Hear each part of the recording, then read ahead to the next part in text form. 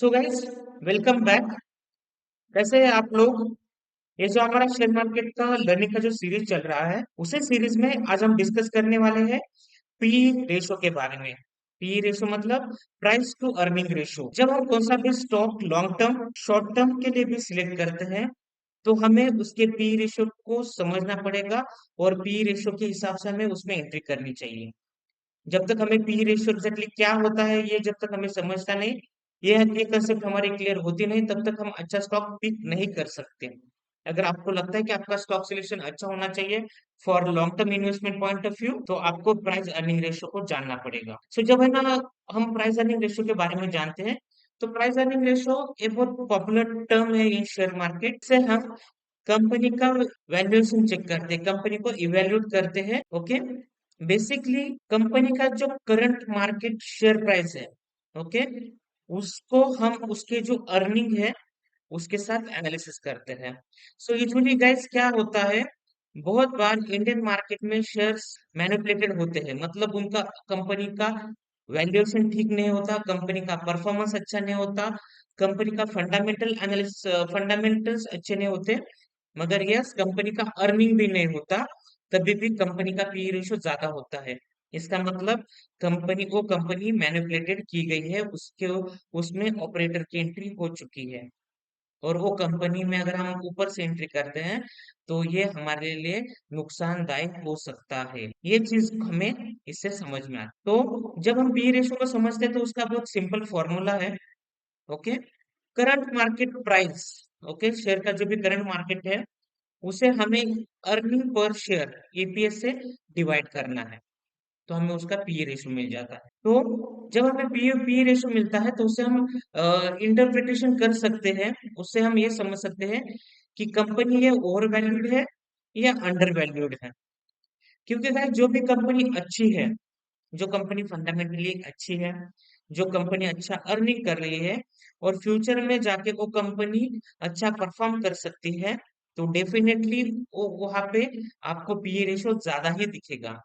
वो कंपनी का P ratio ज्यादा ही होगा, वो कंपनी ओवर वैल्यूड होगी, तो उस कंपनी में आप इन्वेस्टमेंट कर सकते हो। मगर यस ये भी चीज आपको मालूम होनी चाहिए कि जब भी कौन सी कंपनी का पी रेशियो लो है, ओके, इसका मतलब वो कंपनी अंडर वैल्यूड है, मे बी कंपनी का परफॉर्मेंस अच्छा नहीं चल रहा।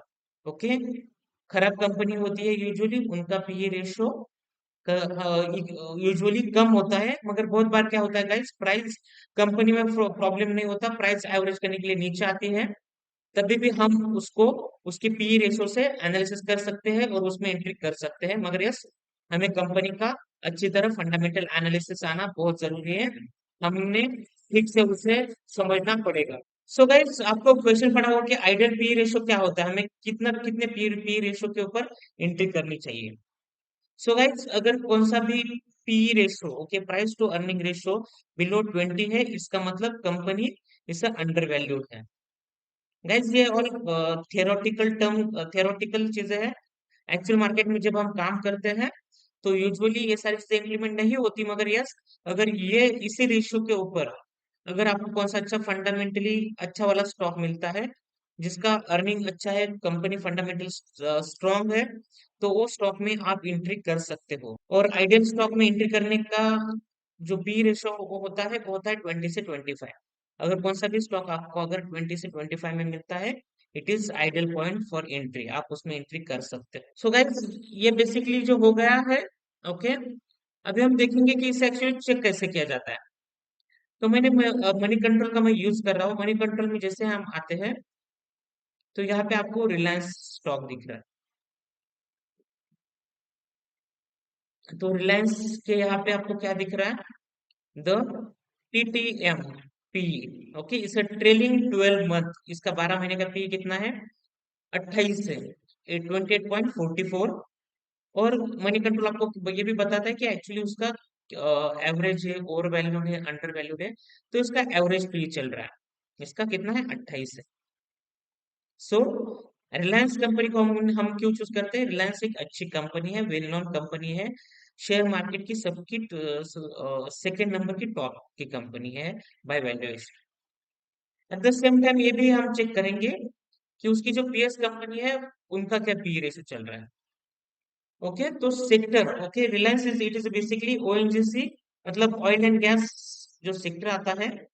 अगर आपको सेक्टर देखना है तो यहाँ पे आप ऊपर देख सकते हो। ओके, तो बेसिकली ये ऑयल सेक्टर में का स्टॉक है। तो जब आप ऑयल सेक्टर में एनालिसिस करते हो तो आपको ये पता चलता है कि सबसे ज्यादा पी रेशियो किसका है, रिलायंस का है। ओके, और सबसे कम किसका है, ओएनजीसी का है। तो ओएनजीसी हमें सस्ते प्राइस पे मिल रही है, मगर यस ये भी इम्पोर्टेंट चीज होती है कि जब भी हम कौन से भी कंपनी में एंट्री करते हैं तो उसके फंडामेंटल्स भी उतने स्ट्रांग होने चाहिए, उसका अर्निंग भी उतना होना चाहिए। ओके, तो ओएनजीसी सेक्टर में का सबसे कम लो पी वाला है। ओके, और तो इससे हम ओवरऑल कंपनी के एनालिसिस कर सकते हैं, मगर यस रिलायंस एक अच्छी कंपनी है एंड डेफिनेटली रिलायंस आगे जाके अच्छा ही करने वाली। तो इस तरह से हम एनालिसिस कर सकते हैं। Okay, so guys I hope आपको सारे कंसेप्ट समझ में आए हैं। तो आज का सेशन हम यहीं पे खत्म करते हैं गाइस। थैंक